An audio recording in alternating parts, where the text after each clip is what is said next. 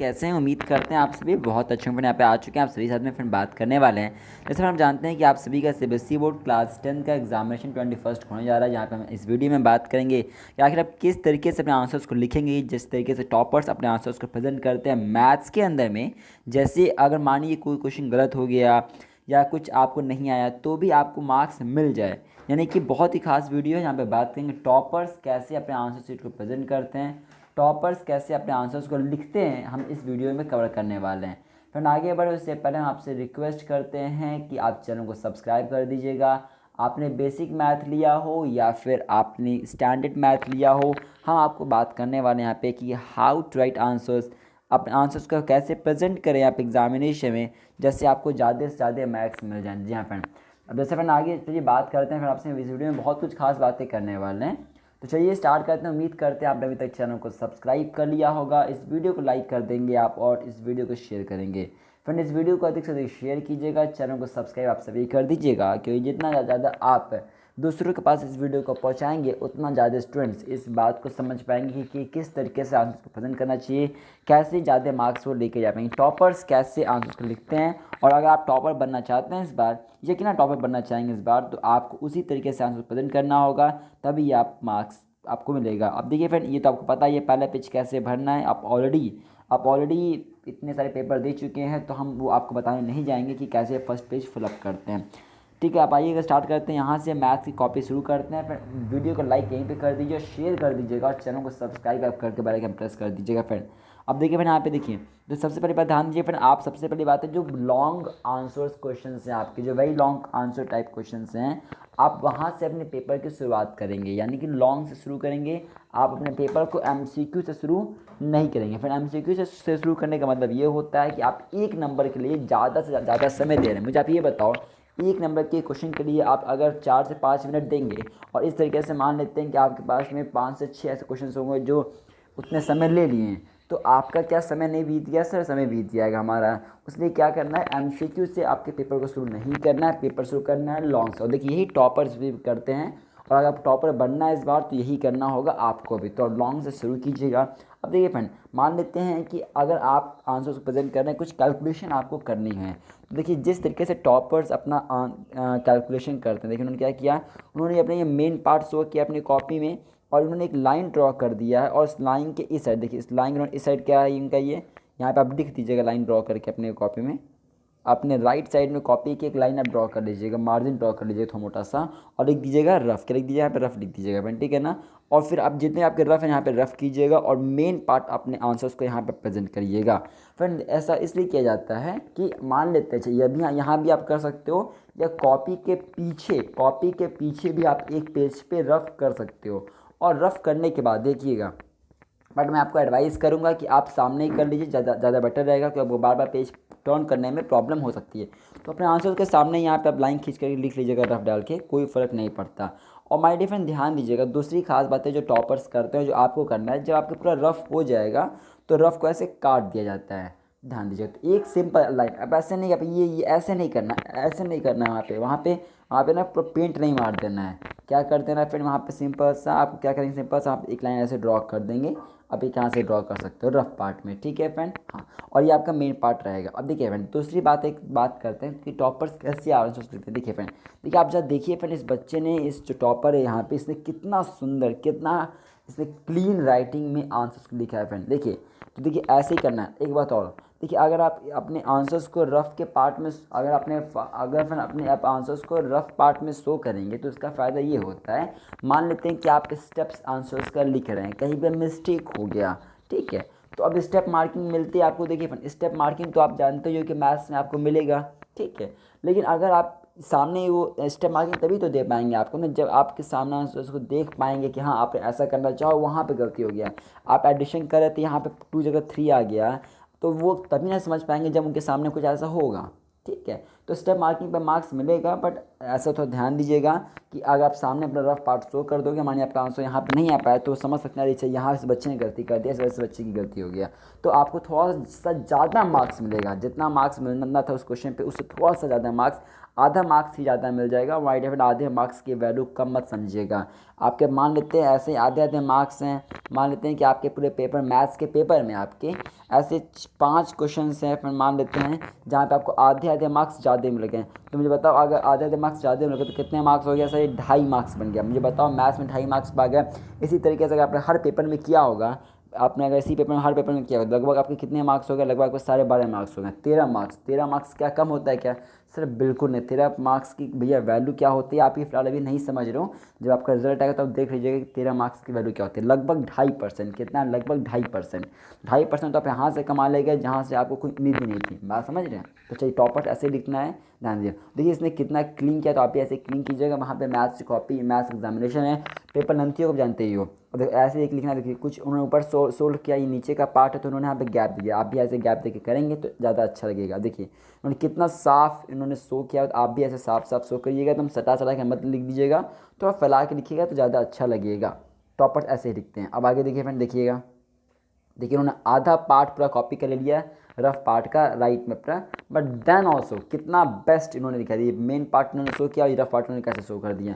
बहुत अच्छा, बहुत अच्छा उन्होंने किया। ऐसे आपको भी एग्जामिनेशन में करना होगा। और फिर देखिएगा दूसरी बात, जब आपका फिर आंसर हो जाए, सबसे बड़ी बात, हाँ सबसे मोस्ट इंपॉर्टेंट बात, जब आपका मैथ्स का क्वेश्चन सॉल्व कर रहे हो आप, जब आप मैथ्स का क्वेश्चन सॉल्व कर रहे हो आप, ठीक है, और अगर आपने पूरा क्वेश्चन कर लिया और समय आ गया है आंसर्स को लिखने का, तो हम आपको एडवाइस करेंगे आप आंसर्स को नहीं दे, आप ऐसे ही लिख, जैसे इन्होंने देखिए लिखा हुआ है, आप करवाने सॉल्व किया है इन्होंने, आप लिखिएगा यहाँ पे आंसर्स लिख दीजिएगा यहाँ पे, ठीक है। आंसर्स लिखिए, यहाँ पे आंसर लिख दीजिएगा और थोड़ा सा ना कोशिश करिएगा कि इस आंसर्स को डाल दिए ब्रैकेट के अंदर में। क्यों? क्योंकि देखिए ये सबसे, मुझे बताओ आपने ऊपर सॉल्व किया तो उसका सबसे मेन चीज़ क्या है? यही तो है हमें, तो थोड़ा सा इसको बॉक्स में कर देंगे तो ज़्यादा बेटर रहेगा, ठीक है। नंबर 2, दूसरी बातें कर सकते हैं, जैसे टॉपर्स कैसे क्या काम करते हैं। तो टॉपर्स ये करते हैं कि जब उनका एक आंसर फिनिश हो जाता है तो दूसरे क्वेश्चन को शुरू करने के बीच में, पहले क्वेश्चन के एंडिंग और दूसरे क्वेश्चन के स्टार्टिंग में एटलीस्ट 4 से 5 लाइन का गैप छोड़ते हैं, पहली बात है। और 4 से 5 लाइन के अंदर में एक लाइन ड्रॉ कर देते हैं। जैसे इन्होंने देखिए लाइन ड्रॉ कर दिया, तो आप भी ऐसे ही करिएगा। टॉपर्स ऐसे ही करते हैं। अगर टॉपर बनना तो ऐसे आपको स्टेप्स काम करना पड़ेगा। आइएगा अगली बात करते हैं, अगर थोड़ा सा ज्योमेट्री की बात करें तो देखिए भाई ज्योमेट्री में टॉपर्स ऐसे ही काम करते हैं। ऊपर गिवन लिखना पड़ेगा, आपको टू प्रूफ लिखना पड़ेगा, कंस्ट्रक्शंस लिखना पड़ेगा। प्रोसीजर ध्यान रखिएगा, पहले जी आएगा, फिर टी आएगा, फिर सी आएगा। जी टी सी याद कर लीजिए। पहले गिवन लिखते हैं, फिर आपको टू प्रूफ लिखते हैं और फिर कंस्ट्रक्शन लिखते हैं। तो ये प्रोसीजर होता है जी टी सी। पहले गिवन लिखोगे, फिर आप टू प्रूफ लिखोगे, फिर आप कंस्ट्रक्शन लिखोगे। इस ऑर्डर में आपको लिखना होगा, ठीक है फ्रेंड। देखिए तो इन्होंने देखिए, अब देखिए सीबीएसई बोर्ड का रूल क्या होता है। सीबीएसई बोर्ड का रूल होता है यार कि अगर आपने गिवन और टू प्रूफ और कंस्ट्रक्शंस लिख दिया इतना, तो ये आपको यहीं पे आधे मार्क्स मिलेगा। देखिए इस बच्चे को जो टॉपर है, इसने आगे का टीचर चेक तो बाद में करेगा, इतना ही लिख दो आधे मार्क्स मिल गया। मतलब मुझे बताओ अगर आप जीटीसी लिख के नहीं आओगे तो क्या आपको आधे मार्क्स मिलता है? नहीं मिलता। अभी मैंने आपको समझाया कि आधे मार्क्स की पावर क्या होती है एग्जामिनेशन में। बात समझ गए? तो आपको ऐसे लिखना, आपको यहीं पर आपको मार्क्स मिलेगा। टॉपर्स ऐसे करते हैं, आपको ऐसे करना पड़ेगा। फिर देखिए फिर प्रूफ डालिएगा यहाँ पे, और फिर कितना नीट एंड क्लीन, कितना साफ साफ इन्होंने लिखा हुआ है। और यही काम आपको भी एग्जामिनेशन में फ्रेंड करना होगा। देखिए कितना इन्होंने नीट एंड क्लीन काम इन्होंने किया हुआ है, ठीक है अपन हो गया।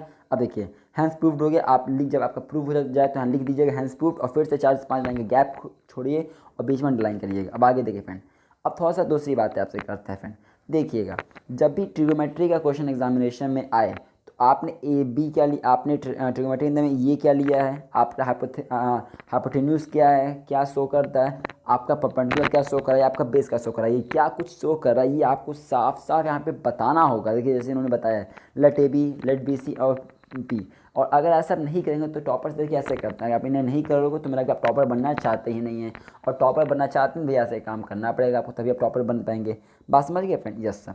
अब देखिए इन्होंने कितना बेस्ट इन्होंने लिखा हुआ है, ऐसे आपको साफ साफ शो करना होगा, तभी आपको मार्क्स अवार्ड होगा कल के पेपर में। देखिए इन्होंने रफ में भी ये पार्ट करके चेक कर लिया कि सबको सही कर रहे हैं ना, तब उन्होंने वहाँ पे फेयर में किया। ऐसा ना हो कि रफ वो फेयर पार्ट कर रहे हैं और वहीं पे आपको कुछ कुछ करना पड़ेगा, काटना पड़ जाता है। ऐसे that will make your copy dull, that will make copy look bad. So what you have to do, that you have to, आपको तुम साफ साफ काम करना होगा फ्रेंड। बात क्लियर हो गया? हाँ सर। आइएगा कुछ और आगे बातें करते। देखिए फ्रेंड अगर मैं स्टैटिस्टिक्स की बात करूँ, देखिए इन्होंने स्टैटिस्टिक्स में इन्होंने क्या क्या किया है, कितना साफ साफ इन्होंने लिखा हुआ है यहाँ पे। आप भी ऐसे साफ साफ ऊपर हेडिंग डालिएगा, आप चाहें तो यहाँ पे लाइन ड्रॉ कर सकते हैं स्केल से, not with the free hand. आपको फ्री हैंड नहीं करना है, आपको स्केल के थ्रू लाइन ड्रॉ करना होगा so that it looks good, ठीक है, so that your copy looks impressive. So that is the thing which you have to do in your copy. और ऊपर हेडिंग डाल दीजिए कि कौन सा कॉलम का क्या मतलब होता है, आपको वो लिखना होगा फ्रेंड। नाउ नेक्स्ट बात है, ध्यान रखिएगा फ्रेंड, ध्यान दीजिएगा जब भी कोई भी क्वेश्चन करो और अगर उसका फॉर्मूला है, कोई भी क्वेश्चन कर रहे हो अगर उसका फॉर्मूला है तो क्या करना है फ्रेंड, आप उसका फॉर्मूला लिख दीजिएगा। माय डियर, फॉर्मूला नहीं लिखने के केस में आपको मार्क्स काट दिए जाएंगे। तो क्या करना है, स्टेप मार्किंग भी होगी, तो स्टेप वाइज काम करना है और फॉर्मूला लिखते हुए चलना है। फॉर्मूला नहीं लिखेंगे तो आपको मार्क्स काट दिए जाएंगे। देखिए जैसे इन्होंने फॉर्मूला लिखा हुआ है इसलिए इनको मार्क्स यहाँ पे अवार्ड किया गया होगा। आगे देख फ्रेंड, अगर मैं आप जानते ही हो कि आप एग्जामिनेशन के अंदर में मेंस्ट्रुएशन से क्वेश्चन आपका आने वाला है, ठीक है, सरफेस एरिया को लेके आप तो देखिए इसमें क्या करना है, इसमें ग्राफ, इसमें फिगर बनाना है। देखिए जिस भी क्वेश्चन में फिगर बनने के पॉसिबिलिटीज़ है तो वहाँ पे आप फिगर बना के आएंगे, क्योंकि फिगर बनाने से क्या होता है आपको मार्क्स मिलेगा। एंड ऑलवेज ध्यान दीजिएगा, हमने आपको पहले भी सिखाया है कि फिगर हमेशा किससे बनता है, फिगर क्या मार्कर से बनता है या फिगर कभी आप मुझे बताओ स्केच से बनेगा। अब वहाँ पे स्केच लेके मत चले जाइएगा कि भैया हमको तो कॉपी को तो मत सुंदर बनाना है। तो अब भैया आपको बनाना, मान लीजिए कोन है तो आपने कोन के नीचे का पार्ट कलर कर दिया ब्लू से, ऊपर का कलर कर दिया रेड से। तो ये सब काम नहीं करना एग्जामिनेशन में, ठीक है। वहाँ पे आपके आर्ट्स का एग्जामिनेशन नहीं चल रहा है, वहाँ पे चल रहा है मैथ्स का एग्जामिनेशन। जहाँ आपने ज़्यादा माइंड लगा दिया मैथ्स के पेपर में आर्ट का तो हो जाएंगे मार्क्स कम आपके।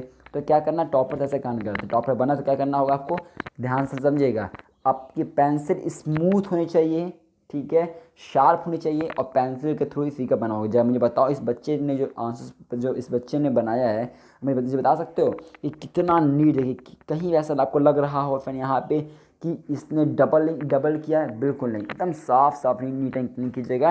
And I would recommend you कि आप एग्जामिनेशन में जाने से पहले आपकी 21st एग्जामिनेशन से पहले आप 2 पेंसिल लेके जाइएगा शार्प करके, ठीक है, जैसे आपकी कॉपी अच्छी लगे।